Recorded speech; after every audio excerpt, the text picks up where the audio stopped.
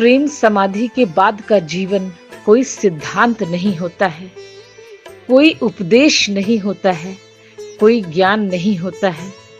सिर्फ जो बचता है वही शब्द बन जाते हैं। प्रेम समाधि के बाद जीवन लौटता ही नहीं है, बस चलता रहता है। शरीर वही रहता है, सांसें भी चलती हैं, लोग भी मिलते हैं, पर भीतर कोई लौट कर आने वाला नहीं होता है। अब दुख भी नहीं है और सुख भी नहीं है, क्योंकि सुख दुख दोनों उसी के होते हैं जो बचा हो। अब दिन ऐसे बीतते हैं जैसे किसी और के हों। हंसी आती है पर हंसने वाला कोई नहीं है, आंसू आते हैं पर रोने वाला कोई नहीं है। प्रेम समाधि के बाद सबसे भारी बोझ उनकी यादों का होता है, क्योंकि यादें उन्हें ढूंढती है जो अब कहीं की नहीं है। लोग पूछते हैं अब क्या बचा है, कोई उत्तर नहीं आता है, क्योंकि अब बचने जैसा कुछ था ही नहीं।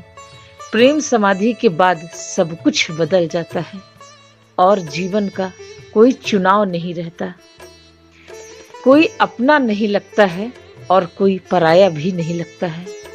सबसे कठिन क्षण वो नहीं होते जब पीड़ा होती है, सबसे कठिन क्षण वो होते हैं जब पीड़ा भी नहीं होती है, क्योंकि तब समझ में आता है कि अब किसी भी चीज की जरूरत नहीं रही।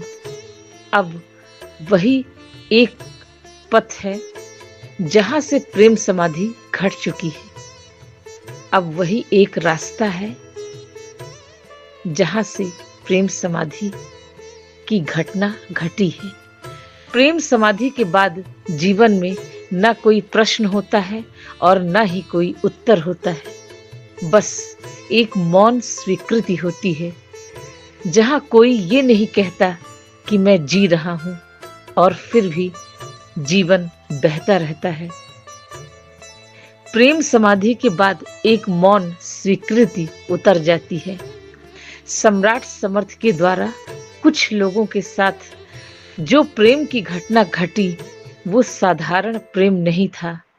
प्रेम समाधि के बाद में जो लोग लौट आए और फिर भी नहीं लौटे, क्योंकि वो प्रेम का एक ऐसा विस्फोट था जिसमें प्रेम करने वाला भी जल जाता है और प्रेम पाने वाला भी जल जाता है।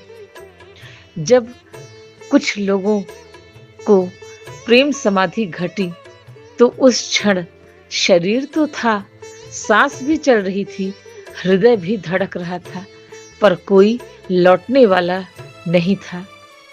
जो अंदर था वह प्रेम की इतनी तीव्र तरंग है, इतनी तेज तरंग है, इतनी तेज वो दिव्य ऊर्जा है, और उस प्रेम की दिव्य ऊर्जा के द्वारा जिन लोगों को प्रेम समाधि की घटना घट गई, उनकी आत्मा ने स्वयं को उस दिव्य प्रेम ऊर्जा के सामने समर्पित कर दिया।